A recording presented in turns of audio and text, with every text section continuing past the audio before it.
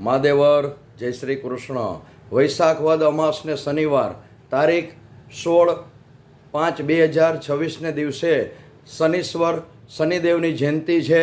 શનિશ્વર અમાસ છે. તે દિવસે પિતૃઓને પ્રસન્ન કરવા માટે દરેક જાતકોએ પીપળે જલ અર્પણ કરવું. 3 લોટા અર્પણ કરવા જલની અંદર ગાયનું દૂધ છે, જવ છે, કાળા તલ અને તુલસીનું પાન નાખી ગાયનું દૂધ પધરાવી અને એ જલથી ઓમ નમો ભગવતે વાસુદેવાય 3 વખત બોલી અને સમસ્ત પિતૃઓનું સ્મરણ કરી અને એ જલના લોટો છે એ પીપળે અર્પણ કરવાનો. એવા 3 કળશ છે ભરી જલના અને પીપળે અર્પણ કરવાના. આ કરવાથી પિતૃદેવ છે પ્રસન્ન થાય છે. ત્યાર પછી પીપળાના થડે પળવાળી રોટલી, એમાં 1 ચમચી ખીર અને એ પીપળાને અર્પણ કરવાનું. થળ આગળ મૂકી અને પગે લાગી અને પિતૃદેવને પ્રાર્થના કરવાની કે અમારા ઘરની અંદર ધન ધાન્ય એની વૃદ્ધિ કરજો અને સુખ અને તમે શાંતિ આપજો.